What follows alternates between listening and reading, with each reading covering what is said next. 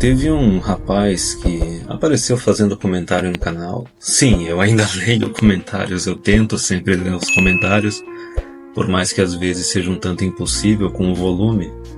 Mas tem um rapaz que apareceu no canal, acho que ele deveria ter, no máximo, estourando 25 anos. Algo entre 20 e 25 anos, bem jovem assim pela foto. E ele falou algo que bateu exatamente em algo que eu também pensava uns 10, 15 anos atrás, quando eu estava nessa faixa de idade, que foi o seguinte: ele disse que quando ele descobriu que o adultério não era mais crime, não tinha nenhum tipo de punição, ele disse que naquele momento o casamento para ele morreu. A ideia de casar, se tornar um marido, ter filhos, simplesmente acabou, morreu ali. E daí a pessoa pode falar, não, mas esse cara ele é inseguro, ele tá com medo de viver, né? Ele não é um homem de verdade, ele não é um gadão de valor. Mas não é bem assim, cara. Porque pensa o seguinte, a gente já discutiu várias vezes aqui que no relacionamento entre homem e mulher, a mulher ela é receptora, o homem ele é o provedor. Seja provedor de recursos, provedor de utilidade, provedor emocional. No relacionamento entre homens e mulher, o homem é que está se sacrificando. Especialmente quando tu está chegando no contexto de construir família, certo? De se casar e de ter filhos. Não importa o quanto as mulheres falem que elas são independentes, que elas são empoderadas, etc. Isso não tem nenhum valor que elas falam, porque legalmente quem é responsável pela mulher e pelos filhos é o homem. Se o homem for incapaz de prover e de cumprir com as responsabilidades dele com a mulher e com os filhos, ele vai para a cadeia, compreende? Se a mulher for incapaz de cumprir com as responsabilidades dela com o marido, ninguém dá a mínima. Se ela for incapaz de cumprir com as responsabilidades dela com os filhos, o governo vai lá e dá assistencialismo para ela. Então veja bem, não é nem só o Raccoon aqui falando que no relacionamento entre homem e mulher, o homem se sacrifica e a mulher não se sacrifica. Não sou só eu falando isso. O Estado está falando isso através das leis dele. E esse raciocínio desse rapaz está muito correto, não só isso, porque ele está tendo aquela visão de longo prazo. Ele está pegando aquele contexto histórico. Veja bem, descriminalização do adultério, isso deve ter sido lá na década de 60, 70. Algo de quase 50 anos atrás, compreende? Então ele tem a consciência de que quando ele nasceu, o jogo já estava perdido. Compreende? O jogo já estava perdido quando ele nasceu. Quando ele nasceu, essa lei já estava em ação. Certo? O adultério já não era crime. Então ele ficou simplesmente, enquanto ele era jovem, né, antes de descobrir isso, simplesmente vivendo uma ilusão. Vivendo, talvez dê para me casar, talvez dê de ter filhos. Ao chegar à constatação que não dá e que esse jogo foi perdido há décadas atrás. E daí é lógico, que nem eu disse, pensa na quantidade de investimento que o cara vai ter que ter. Investimento emocional, financeiro, de tempo de vida também. Para daí se dedicar a esse plano de se tornar um marido, de se tornar um pai, para a qualquer momento poder ter tirado tudo dele. Compreende? Não tem nenhuma garantia, não tem nenhuma segurança. Isso que ele só falou a respeito do adultério. Ele não falou a respeito, por exemplo, da fraude de paternidade. Fraude de paternidade também é um outro jogo que foi perdido.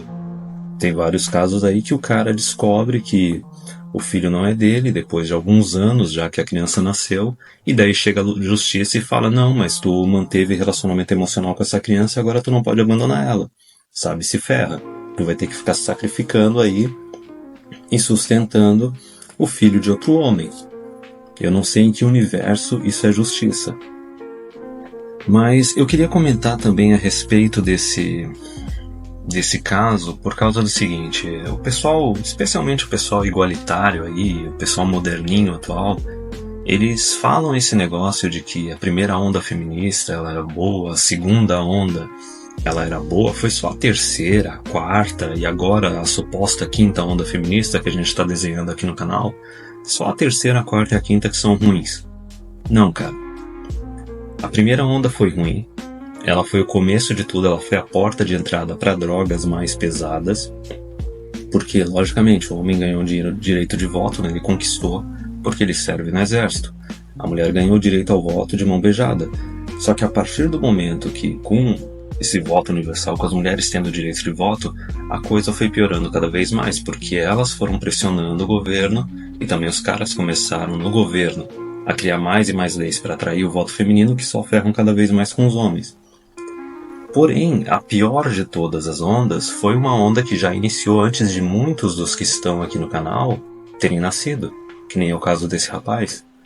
A pior onda de todas, a pior onda feminista, que foi realmente a bala de prata, que simplesmente destruiu o casamento, destruiu a paternidade do homem, foi a segunda onda feminista.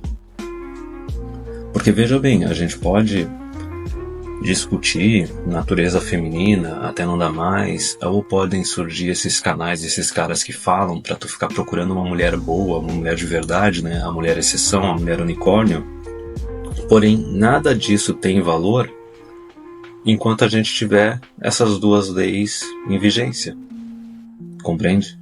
As leis que dizem que, olha, adultério não é crime, não tem que ter punição nenhuma, não tem nenhuma consequência.